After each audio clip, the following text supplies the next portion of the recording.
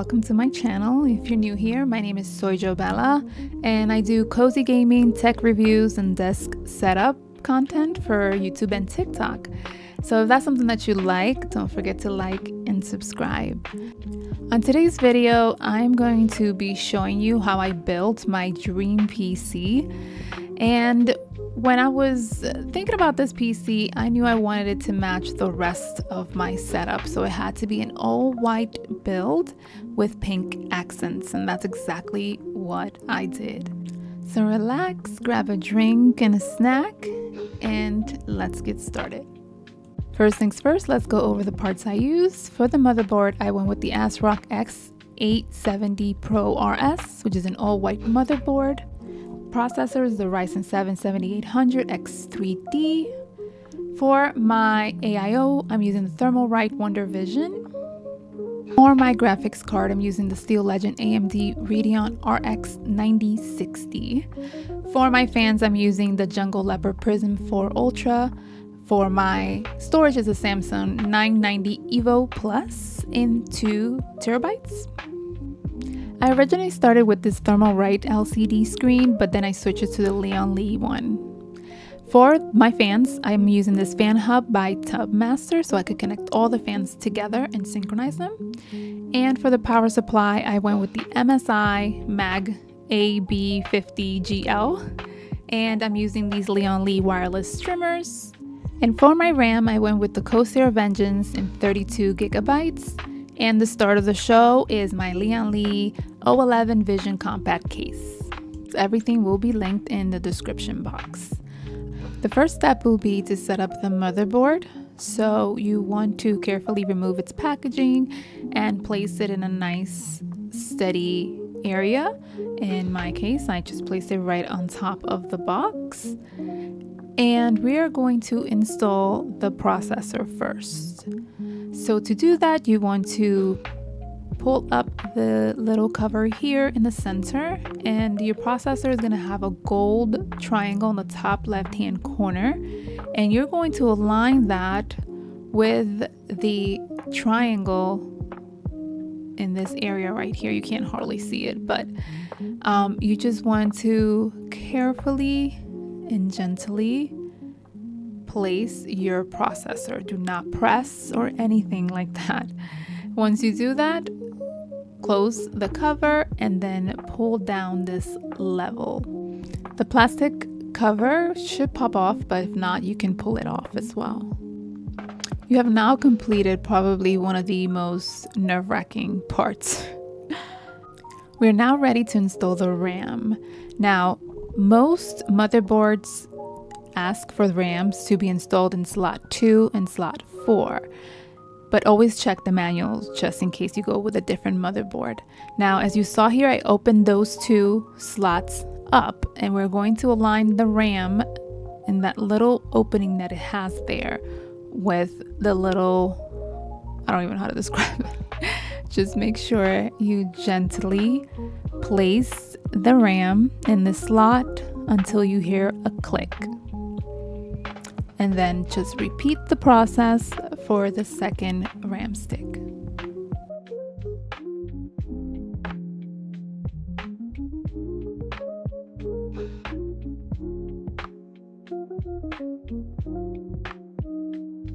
We're going to install our storage. For this motherboard, I just have to press this little button to the left and then lift the covering up, and it comes right off.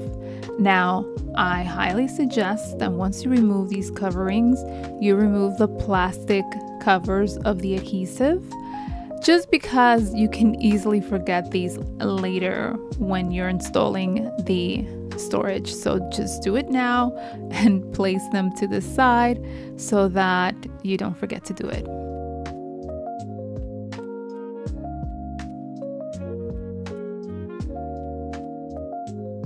The storage I'm using is the Samsung 990 EVO Plus into TB, and we're going to insert those little combs at the end in the storage slot. And then once you go ahead and insert that in there, you're going to push gently down the other end, and then it's gonna have like a little mechanism that you turn and it will hold it in place and it will hold it down. As you can see here, I did a little close-up, and now we have our storage installed. Now all we have to do is put the cover back on, and you just want to place it back on the same way you removed it. And of course, there's always another plastic covering, so make sure you get those off.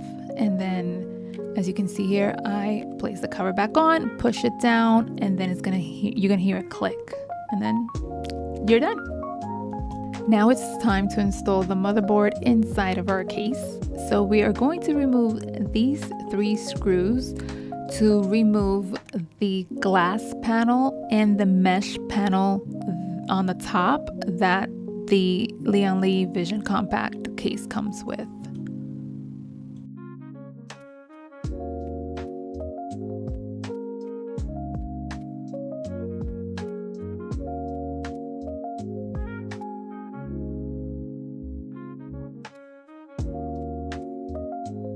As you can see here, the mesh top will come right off, and then we have this bracket here, and this is if you want to add fans on the top, you can do that as well, but I'm going for the all glass panels, so we're going to remove it.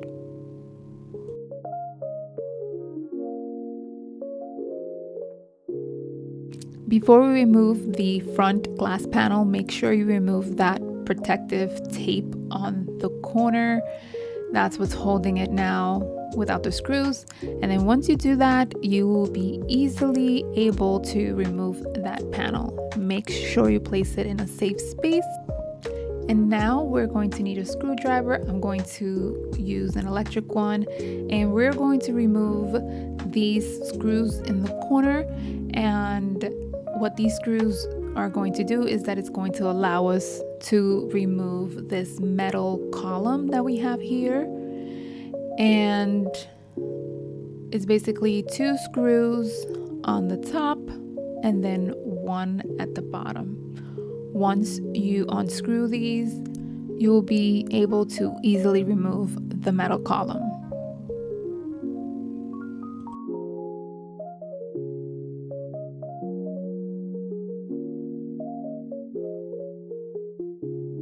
Next, we want to remove that top bracket.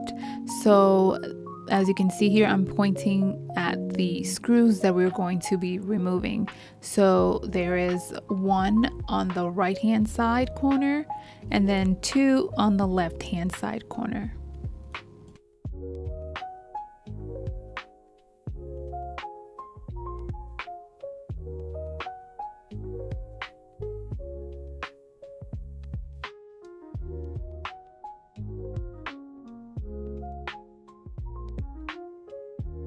You unscrew the last screw, you just want to pull it up and then pull it towards you, and that will remove the top bracket.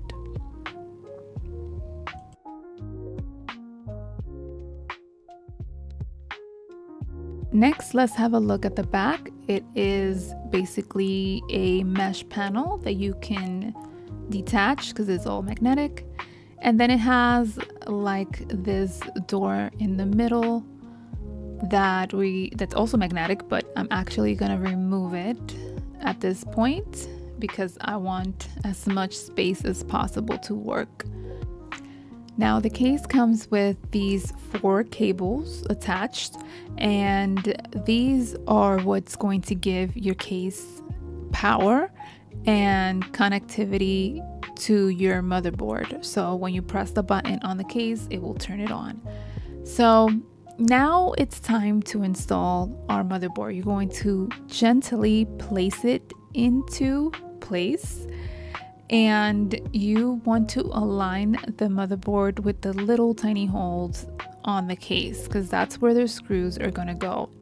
It's a little difficult to actually show you on video because they're really tiny, but I'm trying to point out, as you can see, where they are located. There are 9 in total, and the screws actually will be included with your motherboard.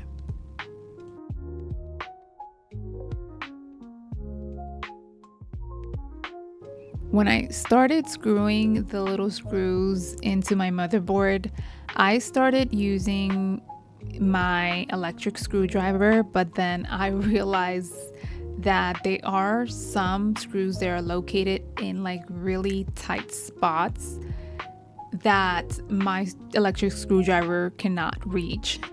So make sure you do have a longer screwdriver for those particular areas. I actually had to borrow one from my husband.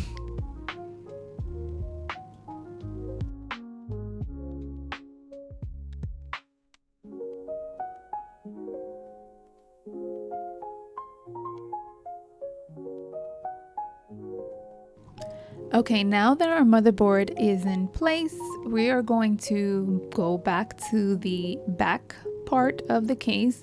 And remember those cables that I mentioned? Now we're going to connect them into our motherboard. Now these cables are each labeled, and basically you just want to connect them in the designated areas of your motherboard. Again, you might need to look at your motherboard's manual to know where these certain connectors are located. So these cables are HD audio, front panel connector, a USB 3, and a USB-C header. So you're going to route these cables to the front of the case. And this one right here, we're going to connect, this is the USB-C. We're going to connect it right here where I'm pointing at the bottom. And the words are really tiny, so you probably cannot see it on video, but it does tell me where to connect them.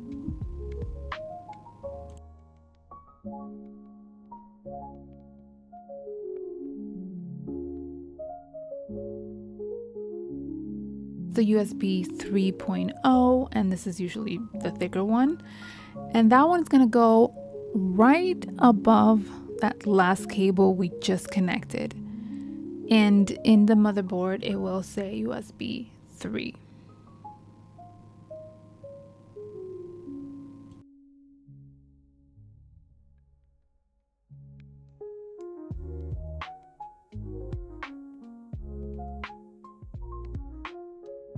Next is the F panel or front panel, and that one is going to be connected at the bottom of my motherboard, and it clearly says F panel, so it's not hard to find.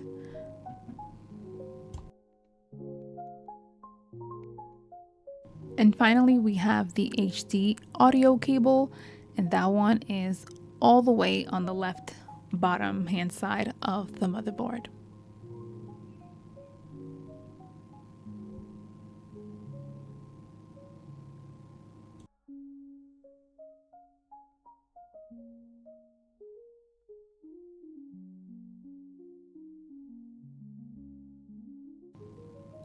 Now that they're connected, just push the excess part of the cables to the back of the case so that they look neater and don't interfere later on when we install the fans.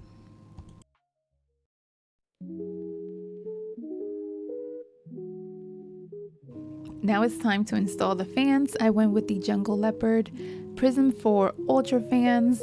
Now these are daisy chained, so they have a lot of wires that you can connect together, but I'm going to be using a fan hub so I can connect those wires to just one hub, and it synchronizes all the fans together, and it makes it so much nicer and so much neater and easier.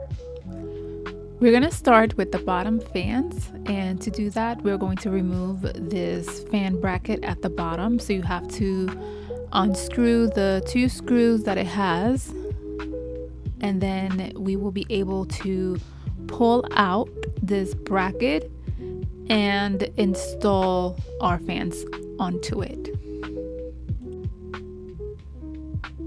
Okay, so here I am showing you the placement of the fans.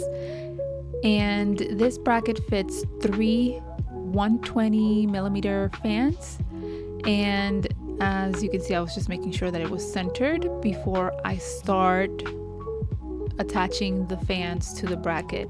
And you have to do them one by one, unless you buy like those fans that come connected together. So I'm just making sure here that is where I wanted it to be. And it does come with the screws, so you can go ahead and begin to attach them.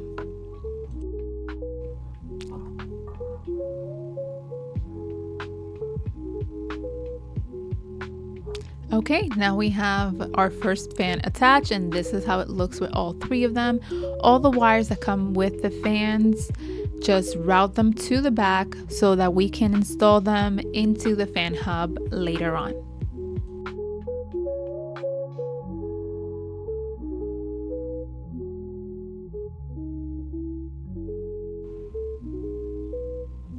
Now we're going to go ahead and screw those two little screws back on to secure the fan bracket.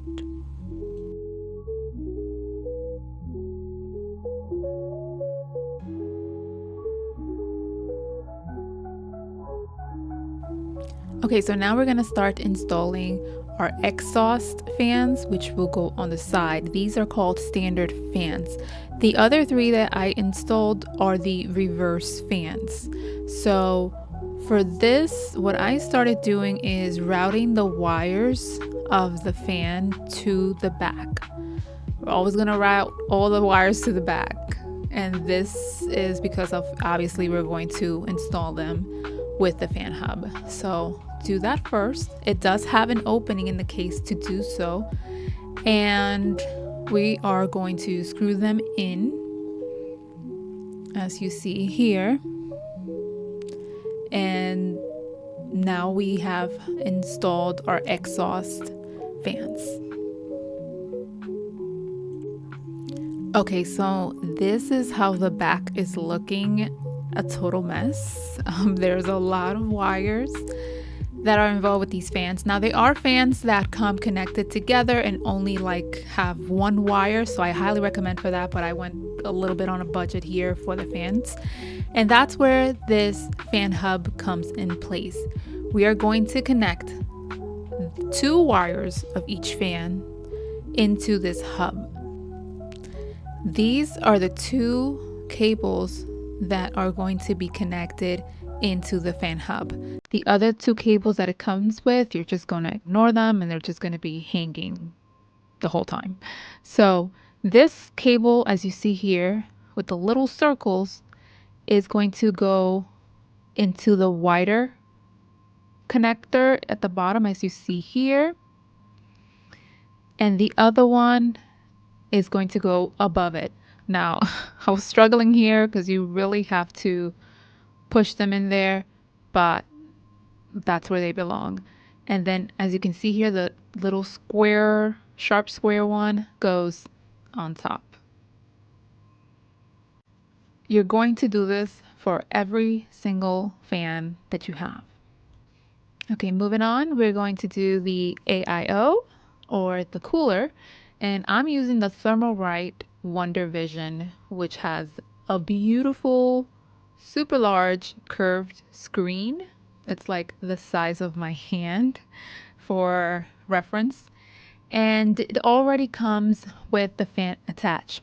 Now, side note, I originally installed the original fans, but I hated how the center of it looked because it just looked so, I don't know, unfinished.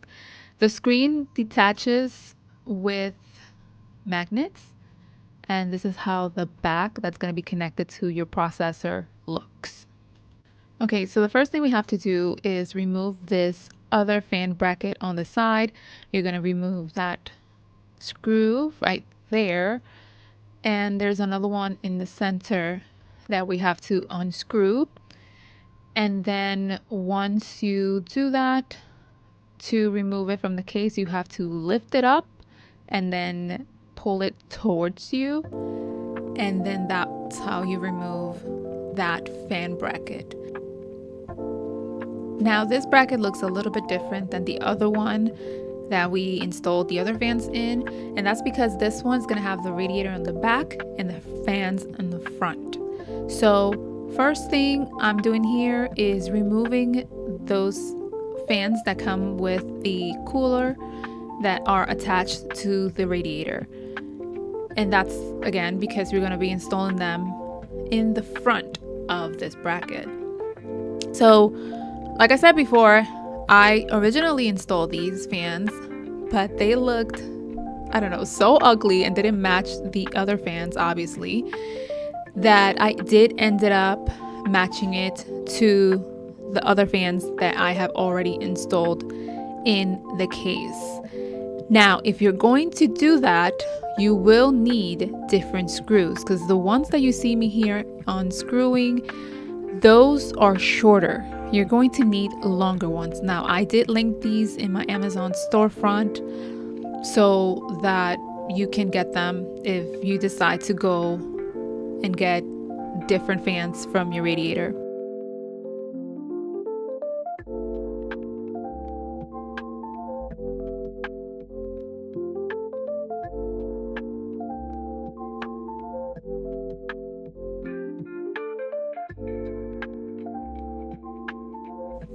Okay, so now we're ready to mount our radiator and our fans to the bracket. So you're going to place the radiator, and these tubes are going to be routed to the front of the case. So carefully holding the radiator in place, we're going to flip it around, and then we are going to put the fans on top here, holding both the radiator, the bracket, and the fans, and then screwing them on. Now, it's much easier to do if you're doing it like with the fans that comes with the radiator, because it's just 3 altogether. But if you're gonna be like me and changing them, you have to do them one by one. Now we're going to install this bracket back in the same way you took it out. And of course, don't forget to place the screws back on.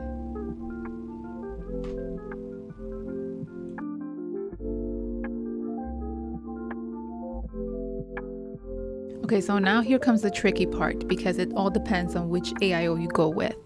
So you have to route these tubes and the piece of your AIO that you're going to attach to your processor through this square right here. The best thing that I recommend that I've seen from other videos is just remove that plastic covering altogether, route it through there, and then put the covering back on. Now, originally I forgot to put the covering back on, so don't be like me, do it right now before you move to any other steps. Now we're back to the front of the case, and this is how it looks. You see how ugly those fans are? So yeah, we're gonna be changing them later. But anyways, this is the part where we're going to attach it to your processor. First, you got to remove those brackets and use the brackets that comes with the AIO. They have one for Intel and they have one for AMD, so make sure you're using the correct one. I have an AMD, so we're going to be using the AMD brackets.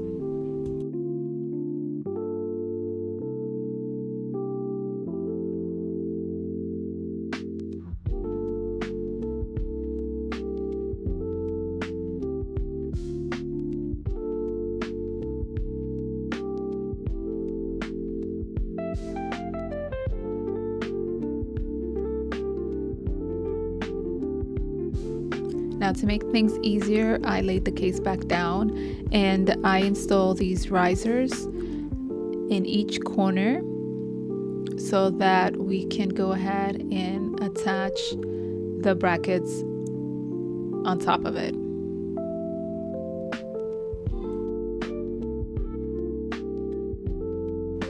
Okay, so here I am attaching the brackets. One is gonna go on the left side and then the other one's gonna go on the right side.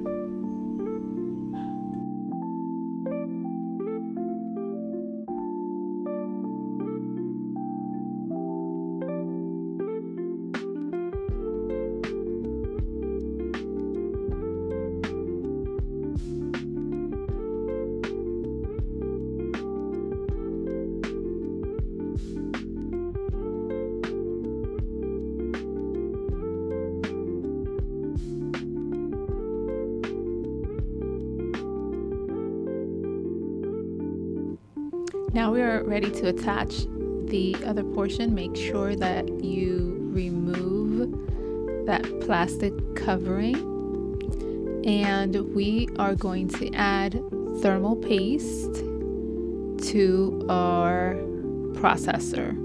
Now there's like a huge debate on what shape you should do. I'm just gonna go with the standard X,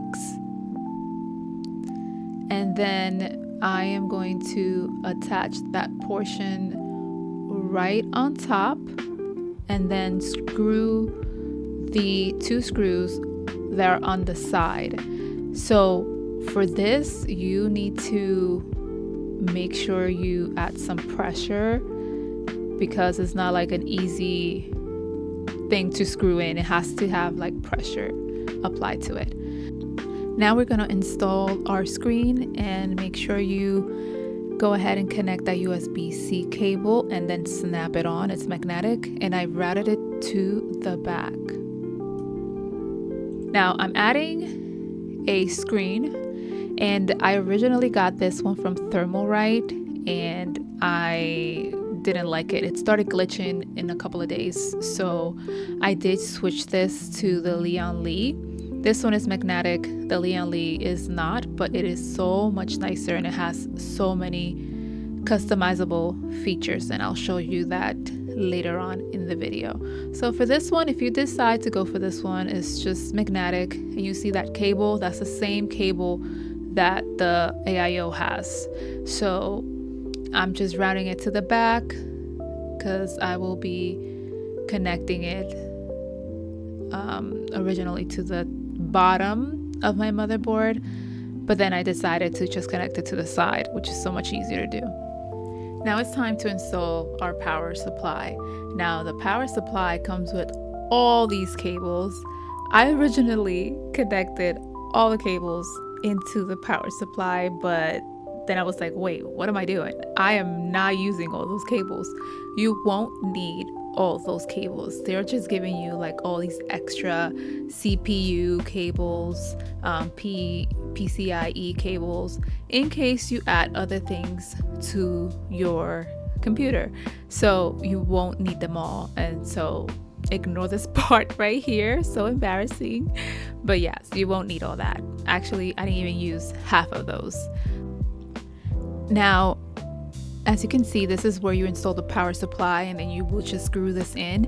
But if you notice at the bottom, it's empty. I removed the 2 brackets that they have there for like external hard drives, so that I can have more space for the cables. Moving on, it's time to install our graphics card. And on the case, on the left hand side, you're gonna see these little, again, brackets, and you can remove as many as you need depending on what you are installing. I'm gonna remove, I think I did it in the video, like 3, but you only need to remove 2 to install your graphics card. So I go ahead here and I remove those 2, and that's gonna give us the space to install our graphics card and attach it to the case.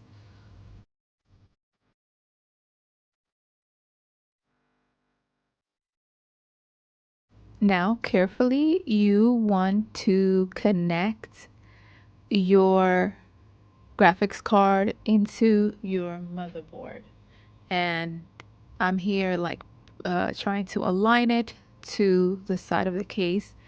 And then you're gonna hear a snap, and now your graphics card is secure, and all you have to do is add the screws back on. Now for the trimmers, basically they are extension cables. So the larger one is going to be connected to this SATA cable, and then connected to the front of the motherboard. And this cable is connected to your power source. And the same with the one that's connected to your graphics card. You're going to connect it to this PCIe cable. Now, this is how the fan hub looks. This is a close-up of it finished. It's going to have each fan connected into the hub. Now this cable right here is going to be connected to your motherboard where it says CPU fan, and then the other cable is going to be connected to one of the cables for the power supply, like this. This is how it's gonna look, and that's what's going to power the fan hub. Of course, this is not the most neat cable management, but this is what I'm keeping it as for now. I guess later on I will adjust it a little bit better. Next, connect the power cable to the power supply and then make sure you turn it on. And then this should be an indication that the case is powered. And now we're going to press the power on button on the case, and it worked. This was my first try, so I was so happy. Now, when it turns on, you want to press the delete key multiple times to take you into the BIOS. This is basically your first setup. Just make sure that it is registering your RAM correctly. You can do a lot of things in BIOS, but if you're a beginner, I will advise not to touch it too much, because you can really mess up everything. Here I am adjusting a little bit the RAM because my RAM was designed for Intel, but I can also use it for AMD. So yeah, I knew how to do this. I wouldn't recommend anybody touching anything else. Now I'm going back because I forgot to mention these two cables. These are CPU cables that need to be connected into your motherboard to give it power. Otherwise it won't work. So make sure you do have those two cables connected into your motherboard. I just didn't record it when I originally set them up, so I'm telling you now. And also, this is where I connected my fan hub, where it says CPU fans, AIO pump, because the fans for the AIO are also connected into the fan hub. And for my Lian Li LCD screen, which I didn't show you how to install it, you just route those cables to the side of the case, and it was connected basically on the outside USB port. To control my RGBs and screens, for my fans and GPU, I use the ASRock Polychrome software, which is the one designated for my motherboard. Some people also use Signal RGB, but I didn't like it too much. So that helps me change the color of the fans and the GPU. For the streamers, I use the Lian Li software to control the lighting, as you can see here, and the effects of the lighting. And since I also have a Lian Li universal LCD screen, it will also be controlled through this software, and it is super customizable. I made this one myself, and I added the modules, but they are some already pre-made for you if you don't want to go through all that trouble. For my RAM, I use the Corsair IQ software, and you just click on lighting effects, and you can change the effects of the RAM and the color, and you can also give like each individual stick a different color or effect. And finally, for my AIO, I use its original Thermalright software, since there's really no other software you can replace it with. All the other ones you can use other softwares out there, but for this AIO is pretty much the only one available at this time. Anyway, that's it. I hope you guys liked my video, and thank you so much for watching.